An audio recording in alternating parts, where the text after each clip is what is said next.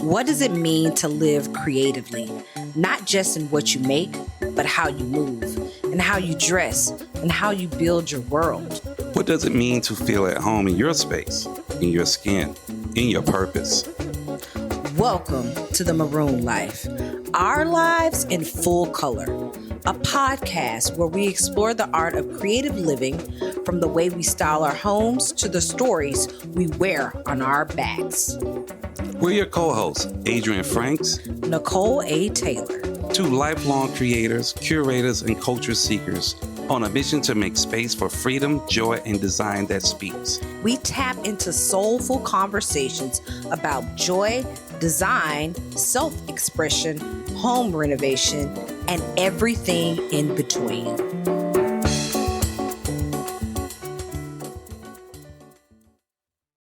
How you doing, Nicole? I'm good. All right. What's going on with you? Getting into the swing of 2026. Oh, it's coming in hot, right? Blazing. Yeah, the world is literally blazing around us. Yeah, grease, hot fire. So, let's talk, right? We're here, 2026. It's a nice day here in Brooklyn, New York City. Garvin's back in school. I'm back in the swing of things of doing cool projects. You're still working through a lot of your independent projects. But I want to sit here and talk about, 2026 as it stands, as it relates to this idea of safe spaces and this idea of creating spiritual places that we can hang out like, right? There's places and spaces that we've been, or more so on an experience. I think a lot of people are looking for that. I think the last couple of years, definitely post 2020, we won't call it that era.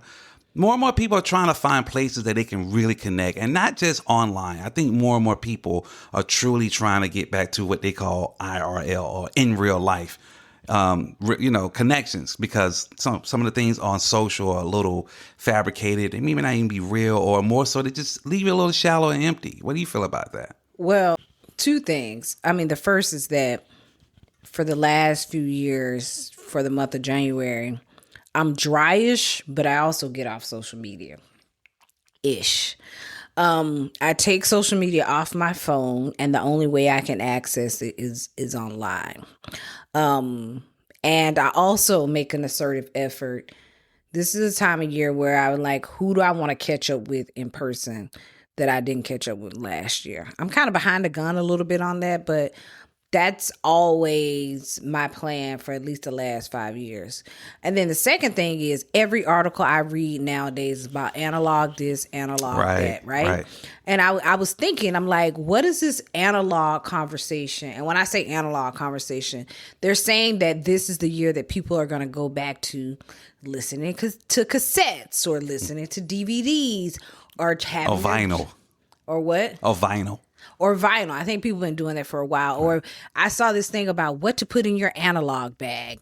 And it was like, you should have a notebook. I'm like, wait, people don't have notebooks? You'd be surprised. That people don't write. Yeah, people don't have notebooks. I mean, I always have a moleskin. Same here. And I think that conversation is also too, like, how do we connect with people in person? Like, nowadays, I ask for an in-person meeting. If I have a meeting with a colleague, or if I'm interviewing someone for a story, I immediately say or offer the option of in-person first. Mm-hmm. And if they can't do in-person, I let them say, let's do it on Zoom, Zoom or what have you. It's just, you connect better with a person when you're in person. And also, too, you get out of the house. For me in New York, that means I'm walking somewhere. So I might be walking down the street or catching a train I don't normally catch. So I get inspired by people, places, or things. Yeah, that is a very good insight, because, post 2020, a lot of people have kind of gone into this whole cocoon kind of approach of like human existence versus in person. And I think the idea of creating safe spaces and in person has kind of changed radically a lot, right? Like the idea of a third place environment it's nothing new, but it is becoming kind of like the new analog thing, like what to do in real life, right? I know we talked about getting Garvey like some, analog kind of cool stuff, such as, maybe an iPod or a cassette player. But the idea of a third place, again, that's not new. I used to work at a coffee shop. I won't actually say the name. That was their thing, right? It was always called themselves the third place environment. As you guys know, that the third place is basically, it's like a neutral ground. The first place is your home. The second place would be wherever you work. And nowadays, work is relative because of co-working, right? Work is kind of like wherever you can open up a laptop and jump on a Zoom call, right? So the second and third place have kind of like fused a little bit because, I agree with that part. The co-working aspect of this is that you can work anywhere. The odd part of the third place now is wherever you are at, technically, right? So if you're at a park, if you're at a hotel, if you technically at work, they're trying to make work feel more like a third place. The problem that I think that we're trying to really, work through is that Zoom calls have become very disruptive, or this ideal of a team meetup on like Zoom or Google Meet or whatever. You kind of go to work or you go to a co-working spot to actually be on calls. You want to hear something funny? I do. I don't, and this is a hot take. Hot take coming in. Okay. Folks. It's going to be hot as grease. I no longer feel like coffee shops where everyone has their laptop open is a third space. No, it's not. I don't. I mean, there's a coffee shop in our neighborhood in Bed-Stuy that I used to frequent a lot. Mm-hmm. Then I stopped going because everyone had a laptop, and it just felt, I don't know, it felt rushed, like they didn't want you in there. And I wasn't necessarily crazily, nowadays when I go to coffee shops, 90% of the time I don't have my laptop. But you have your phone. I do have my phone, and I usually have a notebook, but I don't have my laptop. And I go to a coffee shop near my son's school, Garvey, and every time I'm in there without my laptop, I see somebody I know or somebody that looks familiar because I'm paying attention. My head is not buried. Right. So my hot take is the coffee shop that allows and has a ton of computers and people have them open from the time they open to the end, that's not a third space. Well, I mean, computers now are relative because computing is not just laptops. It's phones, right? It's phones, it's tablets / iPads. Now is actually, wearable technology such as like eyewear, right?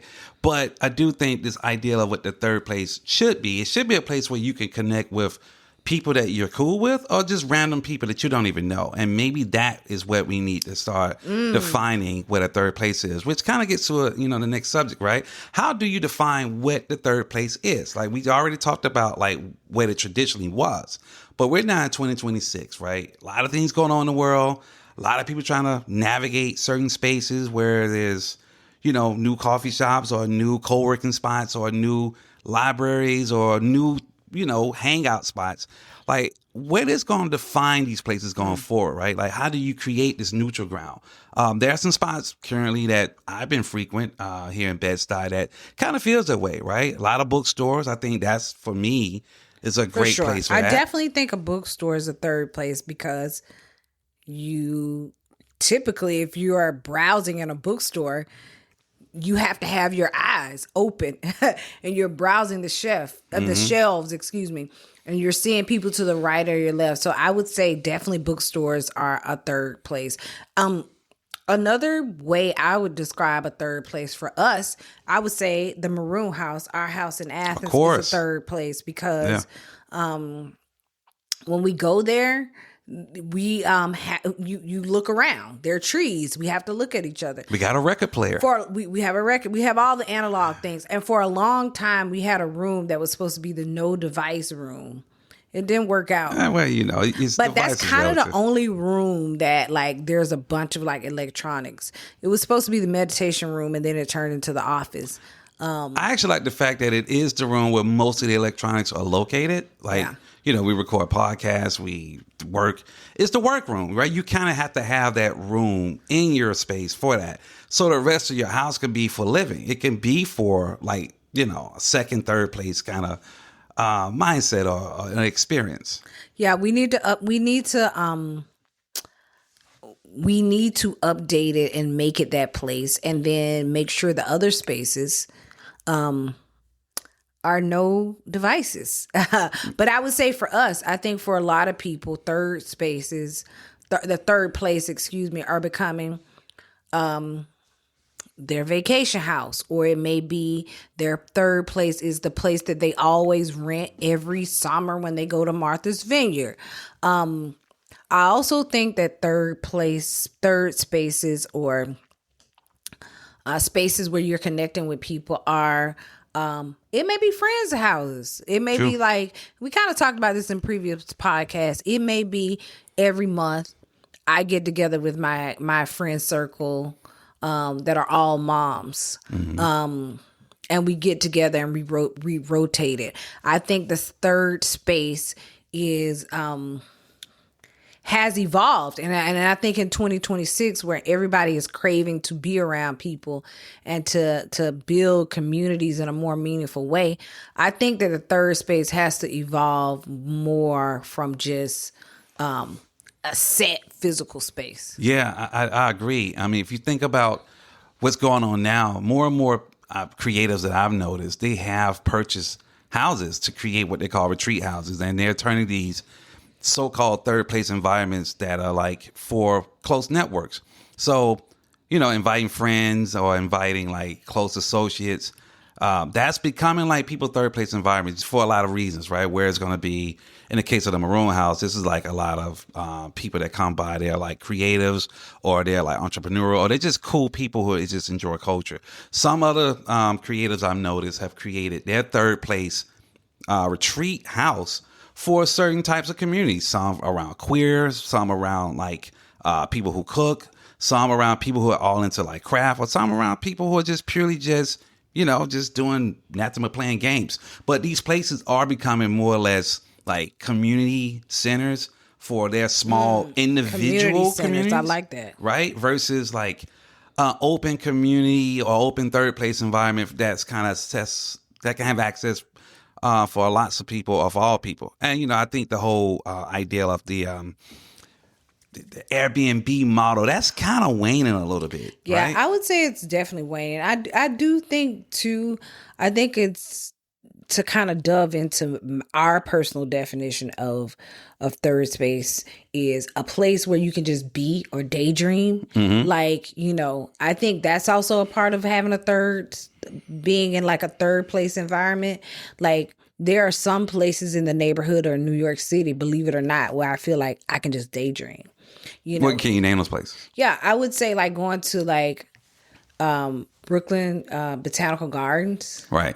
I feel like, and I've gone there sometimes and had a blanket. You've been there and just have a notebook and just sitting out there. It can feel like a third space. It can have some of the environment and some of the elements that feel like a third space. I know one time we did that and there were other kids there. Yeah.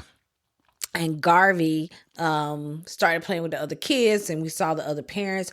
I don't remember like talking to the other parents, but I remember the kids were deeply involved in playing. So that felt like a third space moment. I would say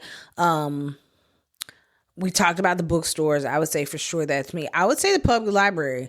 As you know, I'm a huge advocate of the public library. I like the public library, but I'm going to be real with you. Sometimes the public library can feel like a courthouse. Well, I'm just saying. But the thing about the public library in my neighborhood, the one that I frequent the most, every time I go in there, I see someone I know. It feels. Oh yeah, it feels like it feels a lot familiar. Yeah, every time you go in there, you catch up with someone you know. Yeah. There's a human connection there. Excuse me, either the librarians or other parents.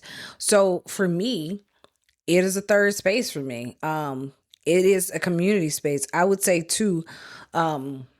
What are places you think that are like? I know we talked about this a lot. Third place or third place places or spots that are kind of non-traditional that we are loving right now? Well, here's the funny thing. For me, this is, long before, I became a family man and a career creative. My third place environment used to be the record store. Now, if you think about it, everybody knows I'm a big proponent of music. Like, music is a big part of what I do, right? So I would go and spend hours and upon hours just, listening to music and walk out with like $100 worth of CDs. Now, if you're talking about music, that would be interesting because, now music is more experiential. It's more event driven. It's more concerts, which are kind of expensive.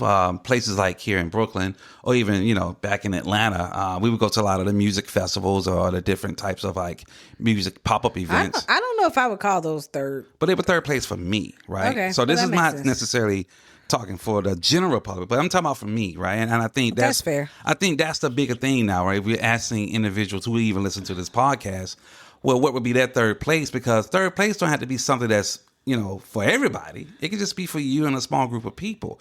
But I think the bigger question to ask is, why does it matter that people have a third place? Oh, but I think it matters because nowadays you talked about it a little bit in the beginning. Everybody's working from home. Like the home and work has merged in a way like never before. Right.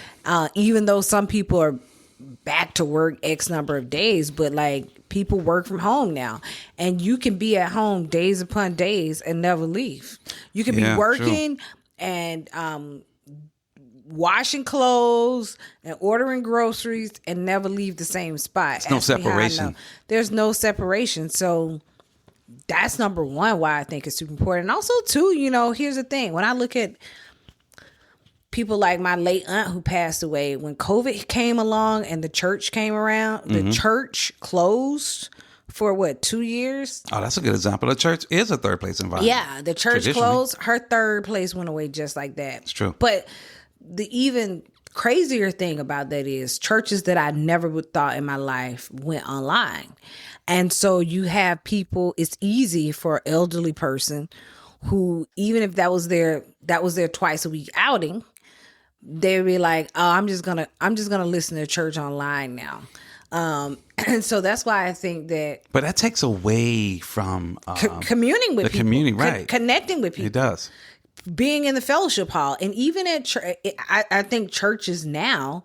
There are plenty of articles out there about how the black church is no longer what it is, or any church is no longer what it is. But when you have revamped how people church, which means not in person, the definition of third place in church definitely changes. But why does it matter is because we need human connection. Right. I agree to that. You need, listen, it ain't nothing like hearing somebody sing a beautiful hymn in person. If you're going to listen to it online, you might as well just listen to the gospel song. That's true. Because there's something about that in person. It's the feeling, right? It's more than just hearing it, but you can feel the energy in the room. You can. Feel the energy in the room. You can the biggest thing is you can see everybody in the room, and you can see how the energy is transforming them. So that has an effect on you. It's shorthand language too, right? Yeah. Because you see if somebody's smirking and somebody's singing a hymn wrong or right, right? You're gonna feel it, right? It's like an unspoken kind of joke, like, oh well, old girl shouldn't have been singing it like that, but we know that he can sing it or she can sing it or can or whatever. It's a kind of a funny, unspoken kind of language, shorthand language that you can kind of only get in person. And listen, the other thing is, psychologically is that, when you love something a lot, you want to spend a lot of time with it, right? Right. One of the things I saw, like all these shopping places, these retail spots, I think I saw Coach. I like Coach, but I don't know if I'm like dying to go to a Coach coffee shop. But there's so many retail brands that are creating coffee shops inside of them, which means you're spending more time with them. You're spending more time. And I think stuff that you love or people that you love, when there's a physical space for you to kick it with them and feel the energy with them, you're going to stay longer. I agree. And it's funny because I was talking to a young designer that I'm quasi mentoring about how to navigate this new world. She's recently graduated from a college down in Atlanta, Kennesaw State.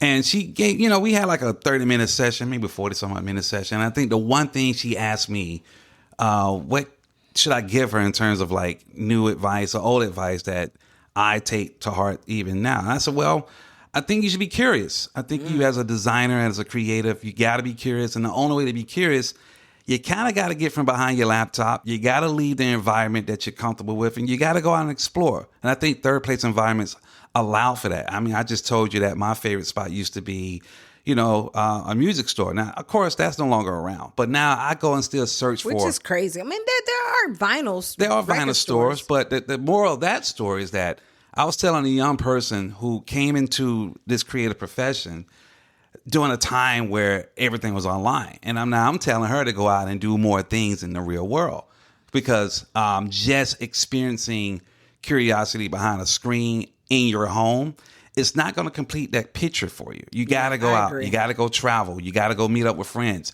You kind of need to go out and explore. See what people are doing right. See what people are doing wrong. Go to some festivals. But that third place environment for me is a feeling, is community, is people, is places that you've never been. It don't have to always be something that's familiar. It could be something that's completely new to you, that you just open to learning and exploring and just giving it a chance. Yeah, I think like shared. I think about Brooklyn Brainery. I think they're still around, but it's a space here in Brooklyn where you can take creative classes, and they're usually like with a dozen other people, a few dozen other people, and you may take a class on like wood carving or like calligraphy. And they've been around for at least 10 plus years. Right. And I'm curious, I haven't gotten an email from them in a while. I hope they're still around. But they understood 10 plus, 15 plus years ago that third places are important. So like for me, every now and then taking a class there, showing up there, makes you feel good. You're around like-minded people who are interested in learning about the same thing. So that curiosity that you just said. Yeah. But putting the curiosity in a place and making it physical, I think is let me redo that how I saying it. Seeing the curiosity in person. Right. No, you got not just scrolling it and liking right. it. Not hitting thumbs up. No, but seeing and feeling the curiosity in person is always a kid. Like I'm super curious about ceramics. I like ceramics. I don't want to be a ceramic artist, but I'm like, should I? I've never done like a pottery class, but maybe I should. You never threw any clay and spun it? No, I've never done that. Got dirty? No, I've never done that. Well, I mean, and it's cool we're talking like that, because maybe that's one of those things, people like us you got a curiosity around it, maybe go take a quick class on it, right? The craziest thing is we have our bar, our dry bar, what they call it, at the Maroon House. The entire wall is dedicated to ceramics. So we have... So at first I was like, oh, it's all, black ceramic artists. But I have more than black ceramics in there. But majority of they're probably about a dozen plus pieces. I have a vase from the Black Artists Guild, Black Artists Design Guild. They did like a collaboration with Pottery Barn. Right. I have ceramic there. Our dear friend Anita Major, shout out to you. Anita Major, she blew up. I think that piece she gave us was like a trade, or she maybe gave it to us.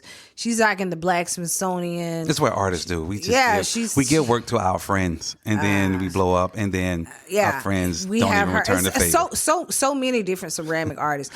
I got a gift from being on the board of the Edna Lewis Foundation. They gave me a ceramic piece. Anyway, I'm saying all of to say, I'm like, oh, I'm interested in ceramics. Yeah, I probably should take a class, but I haven't. And that's how you meet new friends. Well, let's take a quick break, and we're going to come right back and get into some other things around like the human case, the culture case, maybe the economic case of what these third place environments mean, and why do they even matter more even now so during this 2026 going forward. So going to take a quick break and be right back.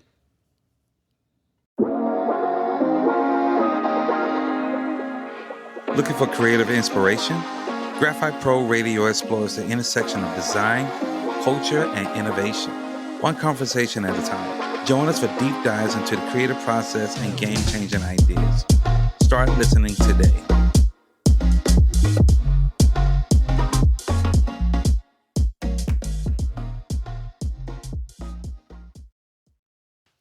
All right, we're back from a quick break, and you're listening to the Maroon Life podcast. Third spaces. Listen, I can't have this conversation about this and not talk about restaurants. I mean, this is like the cultural impact around this, right? Well, just period. Restaurants as third spaces. Like, what does it mean economically to be a restaurant or neighborhood restaurant? And what does it mean culturally? Because, restaurants, historically speaking, have always been a third place for everybody, right? I mean, think about the restaurant you grew up going to. It was Ryan's or, I don't know, the old Pizza Hut. But any of these restaurants, you went with family, friends, and you hung out for hours. Well, I think about one thing. When I think about third spaces and cultural impact, I think about the Odeon.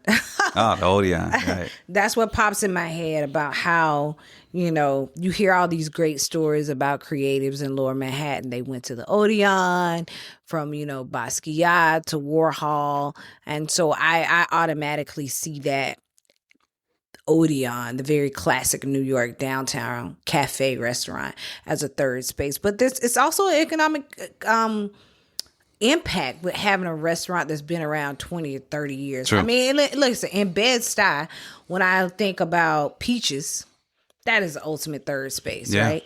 Like, it is a fixture in the neighborhood. It is a place that you can go inside of and you can sit at the bar. That's the best seat in Peaches, the original Peaches on Lewis Avenue.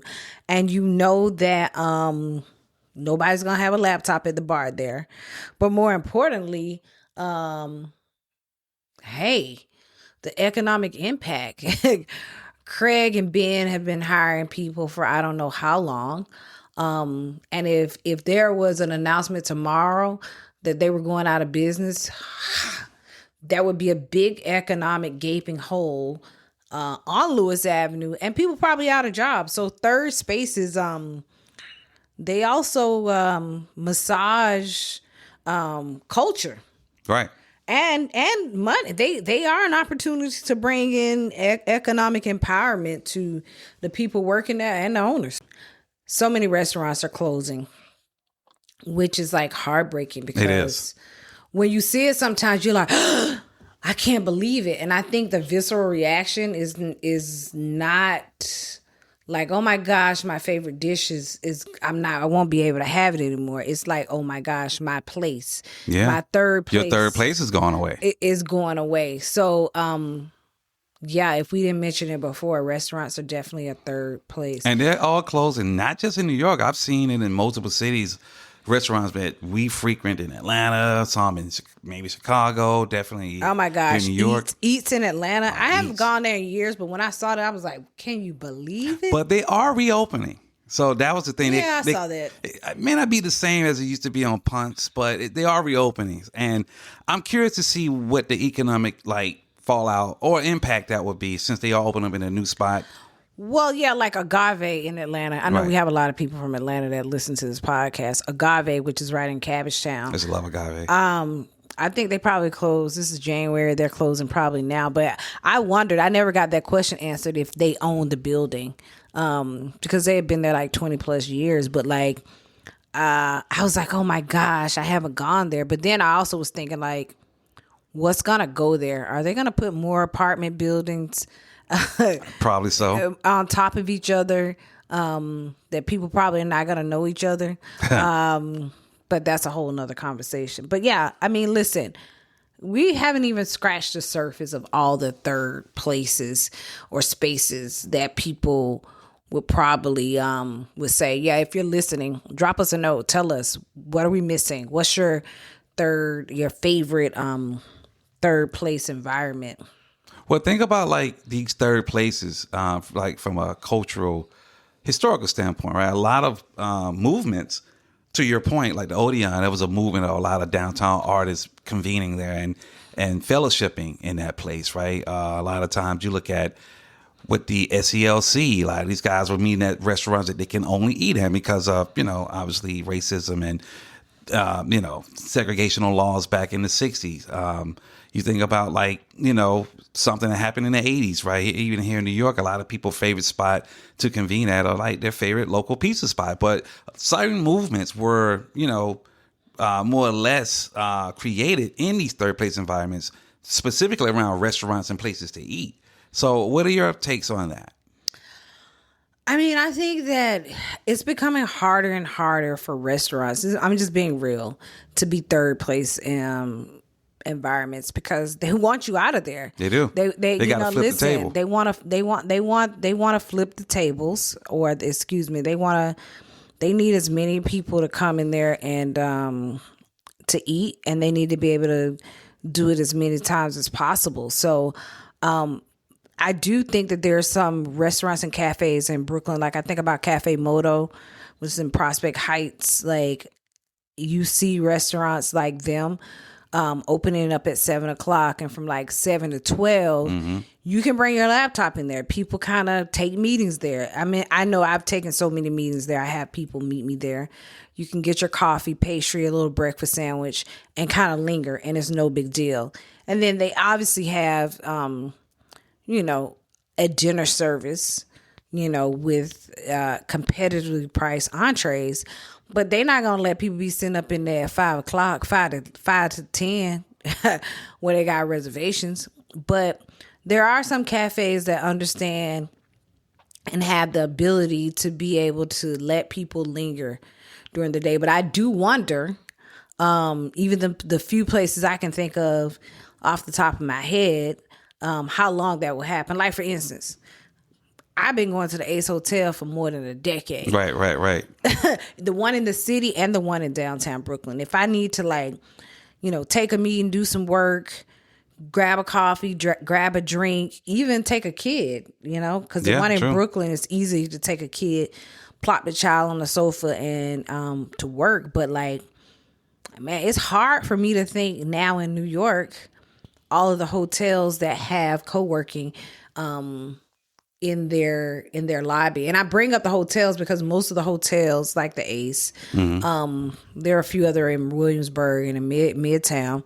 They're making their money. They're banking that as you're sitting there, you're gonna have a coffee, you're gonna have a pastry, you're gonna have lunch, a cocktail, maybe a cocktail.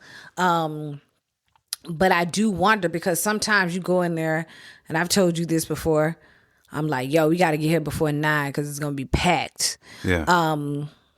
If you go to these hotel lobby spaces after 10 o'clock, good luck with finding a place to sit down. You can get something to eat. Yeah. But you're not going to be able to sit down. Yeah. I mean, it's funny because, this idea of hoteling, that's even come into the corporate world because now, I know, right? Yeah, because, now you don't really have an official place to sit. You have to book your desk. Is that what you have to do? And I have to do that all the time. And that's nothing new. That's been around. I would say the hoteling aspect of corporate been around for a good solid, maybe 20 years. It just became more commonplace over the last 5 years. And you have to book, right? And even that idea of booking using apps such as, Resi or OpenTable. This is not an ad, but people are now using booking apps to more or less go have a third place to either work or a third place to chill. WeWork used to be a thing. Right? You used to have to use that to go for co-working. You book on that. Now, there are these social clubs. I recently tried out one. I won't say the name, but maybe I will. I don't know. They give us some money. We'll talk about it. But it's a social club here I've been using to meet new people. Oh, yeah. And I've gone to at least 2 of the events so far. You got to pay for it. But it is a way that I can book time to have a third place experience, such as pitching ideas for like a design or app, or just meeting people and doing like what they call like fast dating style interactions or networking, right? You get a chance to meet people. The goal here is to kind of get more people out of their own personal bubble and meeting people in real life. So a lot of these apps are creating experiences where people can book time to meet humans. Yeah, I didn't realize that you were booking the time. That's essentially what it is. Yeah, I mean, it is. I mean, an RSVP is essentially booking. You are booking. They know who you are. Mm-hmm. You're in the system. You get the email. Listen, I think you're going to see more of what you're calling booking to be in third place environments. I do think that there's going to be an onswell of people trying to find connection outside of home and work. And I would even take it further, trying to find connection outside of some traditional third space environments. And the traditional would be the very traditional coffee shop, the very traditional church place. I think people want connection outside of those because we know that those two spaces that I just talked to, they're radically different from 2019. Oh, yeah, they are. Very much so. I mean, I think the biggest problem that where it is a coffee shop or a social club that's costs a lot of money per year, or some type of app that allows you to book time with humans. I think the ultimate goal here, the human case for all this, is trying to solve loneliness. And it is this idea that true creativity, whether you're trying to, figure out how to solve a problem or, come up with some great ideas or even just innovate, it doesn't happen in like isolation or a silo. It has to happen around other people. You need that friction to kind of work things through, right? To kind of get better understanding, to get insights. So, what I'm thinking about is it bullshit or is it real? I think a lot of times if you're like to yourself, you don't have that thing that you can kind of measure against, right? You don't have people telling you, hey, maybe you need to think about it like this. Or, hey, that's a great idea. Now, this is how you can plus it. But that usually happens mostly in real life. Yeah, I 100% agree with you. It's funny because, as you know, I'm still finishing my manuscript for the book that's titled tentatively The Maroon House Cookbook. And one of the things that I've been writing about over and over is that one of the reasons why we always have the happy hours. Is because I have this kind of, I call it a spiritual nudge. I will have a spiritual nudge to be like, yo, I need some people in my space because it does give me the right people, right? I mean, and we talked about this in previous episodes about the right people. It gives me this creative boost. Right. It gives me this energy. It gives me this fuel to propel forward. And I would say it's the same thing about being in certain spaces and being in certain third spaces. Right. I'm not going to lie. Sometimes one of the last 2 or 3 times I've been in my neighborhood coffee shop, I felt inspired. I was meeting a friend and she was here from Japan, and unbeknownst to me, the coffee shop owner and her had been friends for 20 years. Obviously, you couldn't get that if y'all didn't do it in real person. Yeah, if we had just caught up on the phone or FaceTime, I wouldn't have picked that up. I just sent her, I was like, hey, I'm here at this coffee shop.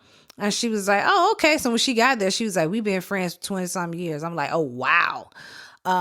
So I feel good about going to the coffee shop. And I got to add this whole thing. I know we've talked about coffee shops a lot. Somebody told me you should learn how to make your own coffee and stop going to coffee shops. I was like, well, I don't go to coffee shops every day and I drink coffee every day. It used to be twice a day. Now I'm probably just at 1 cup a day.